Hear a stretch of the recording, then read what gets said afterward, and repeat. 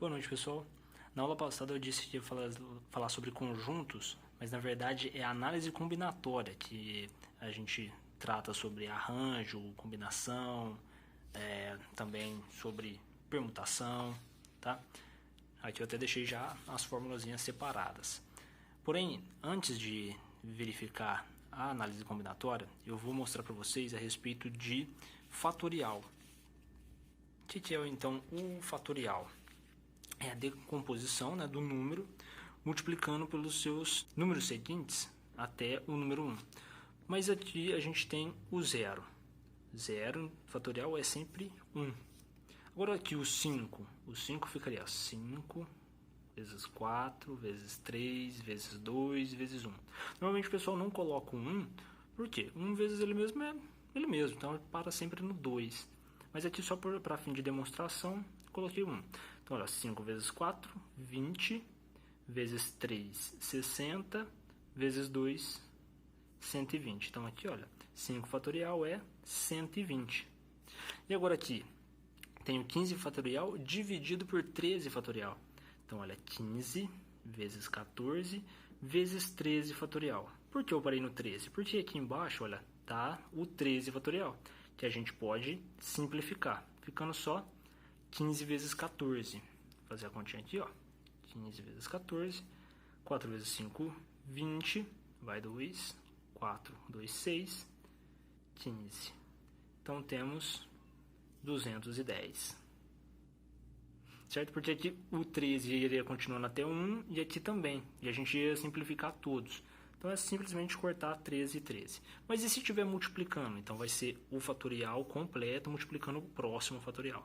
Tá? Aqui eu fiz a divisão só para ilustrar como a gente simplifica.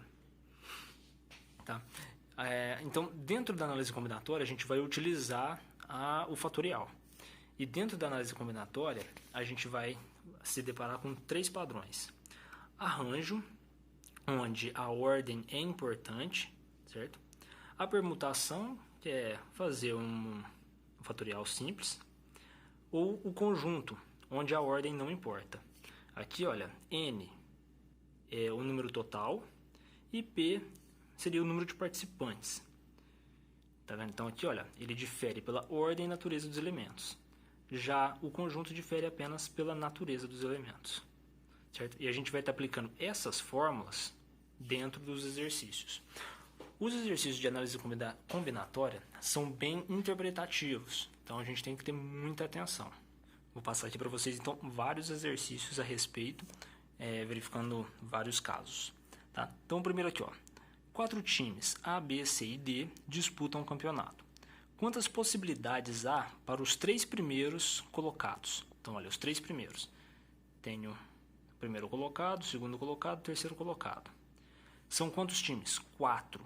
Então, para o primeiro colocado, eu tenho 4 possibilidades. Para o segundo colocado, eu tenho 3 possibilidades. E para o terceiro colocado, eu tenho uma possibilidade. Fica, então, 4 vezes 3, 12. 12 vezes 2, 24. Tenho 24, então, possibilidades para os 3 primeiros colocados. Não precisei utilizar nenhuma fórmula, porque isso aqui é simplesmente permuta, tá? Permutação. Agora, esse de cá. Com 10 espécies de frutas, quantos tipos de salada, contando 6 espécies diferentes, podem ser feitas? Então, esse daqui, olha, presta atenção.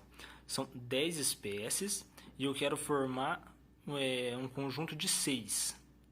Então, ele não especificou a ordem que elas devem estar, não deu nome a cada espécie e falou que ordem que elas devem estar. Então, isso aqui a gente já sabe que vai ser conjunto. Então, um conjunto de 10 por 6, certo? Como a gente tem aqui na fórmula, que é o número total pelo número de participantes, ou aqui no caso, o número de espécies de frutas.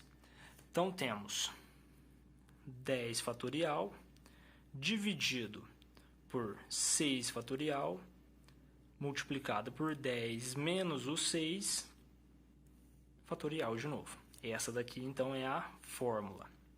para a gente conseguir encontrar as possibilidades que a gente vai conseguir com essas 6 espécies diferentes. Então, 10 fatorial, eu vou fazer 10 vezes 9 vezes 8 vezes o 7, 6 fatorial. Por que parei no 6? Porque aqui eu já tenho outro 6 fatorial.